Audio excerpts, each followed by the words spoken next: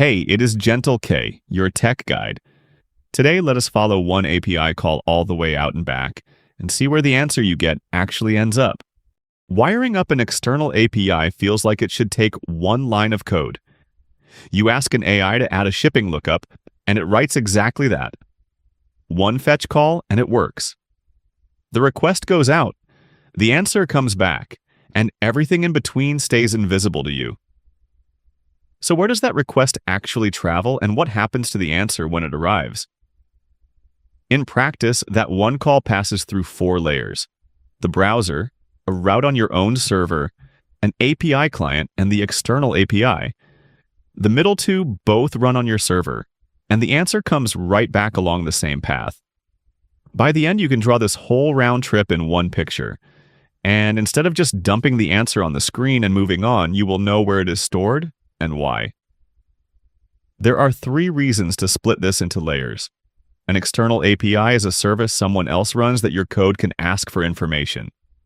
Call one straight from a component, meaning one piece of your screen code and 3 things break at once. First, the API key goes out to the browser. That key is the secret value that proves the call is yours. Any code that reaches the browser can be opened by anyone, so a key riding along in it is basically someone else's now.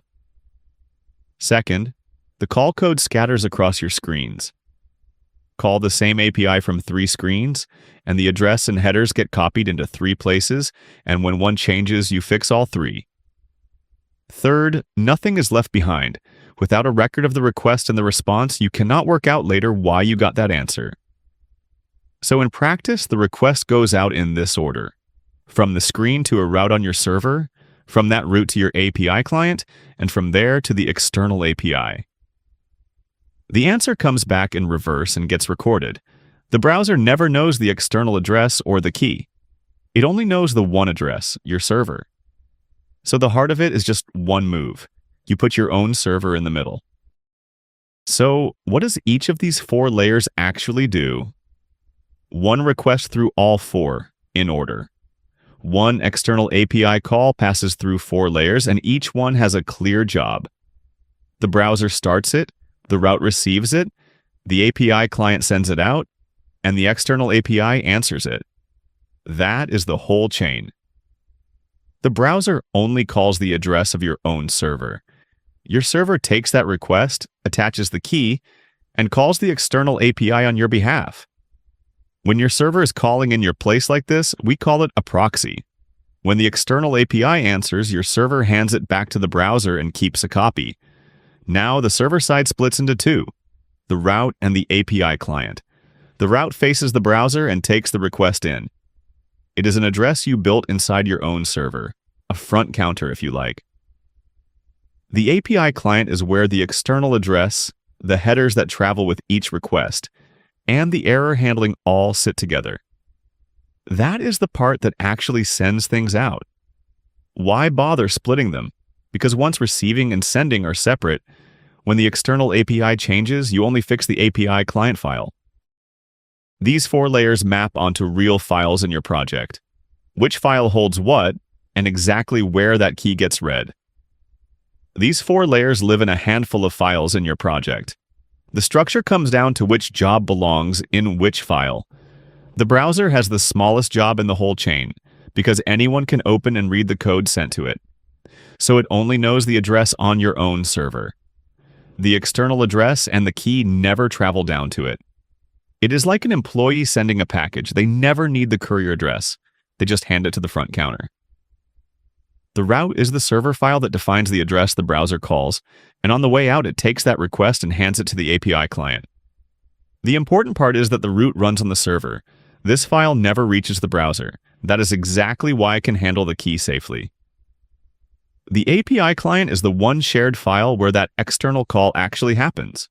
Whether there are 3 screens or 10, every call ends up in the same file. Remember the address getting copied into 3 places? Keeping it in this shared file fixes that because the address is written down once inside the file. It works like one dispatch clerk keeping the standard form. The key lives in a server-side file called .env, and the API client is the only thing that reads it. It reads that value just to attach it to a header, and there is no path at all for that value to reach the browser. It is the account stamp kept in the safe, not one sitting loose on every desk. The external API side is simpler. It never talks to your browser at all. It only ever hears from your API client with the key attached. So open any file that ships to the browser and you will not find a courier address or a key in it. The last piece is the log. On the way back, the root does one more thing. It hands the answer to the browser and it writes down the request it sent and the answer it got together, like a receipt pinned into the dispatch ledger. 3 weeks later, when someone asks why this tracking number failed, that record is what you open. I just said the root writes the request and the answer down. The next decision is where and how you keep that answer. Any external API that needs a key, especially a paid API, always goes through your own server. Calling it straight from the browser is basically off-limits. If the API gives public data and needs no key, putting your own server in the middle is optional. There are two trade-offs here. The first is calling straight from the browser versus going through your own server. Going through your server adds one more stop, which means a slight delay and some extra load on the server. In return, you keep the key hidden and handle logging and validation there. By default, an external API call should go through your server. Those protections matter far more than the slight delay. The second one is the main decision in this video. Where do you keep the answer that comes back? Keeping the full request and response in a database makes lookups and search easy, but size and cost go up. Keeping them as files is cheap and simple, but harder to search. So if you look them up often, use a database. If you mainly just need to keep them, use files.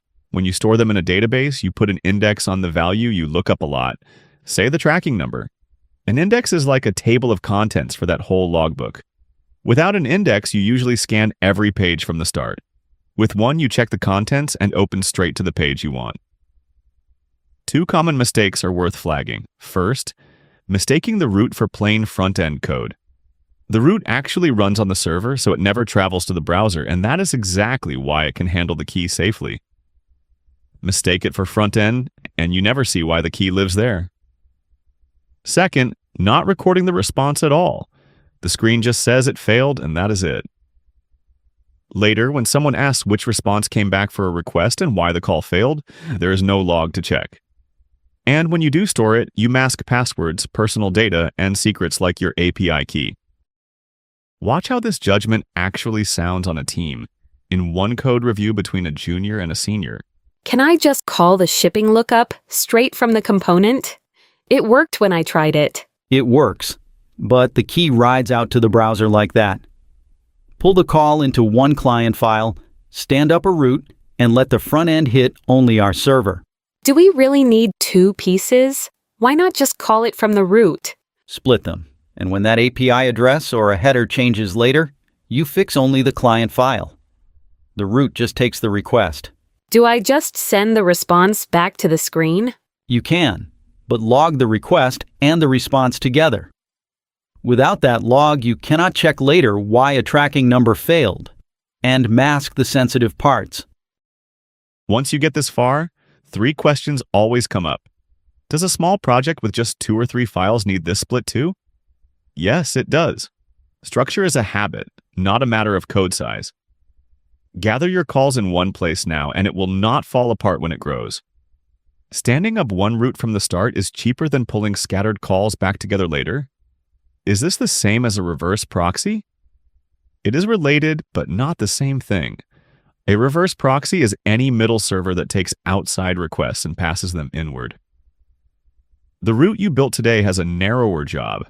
It calls an external API for the front end.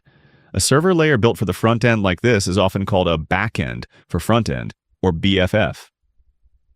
Do you log the full request and response, and what about sensitive data?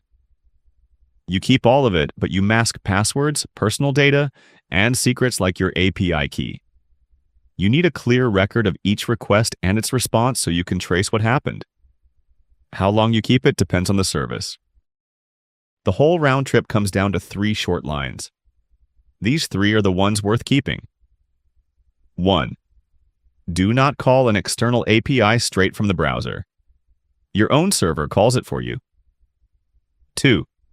Gather the call code in one place and keep the key in that .env file on the server. 3. Log the request and the response so you can find out later what actually happened. And that's everything for today. I hope this one helped. If it did, I'll see you in the next one. That's it from Gentle K.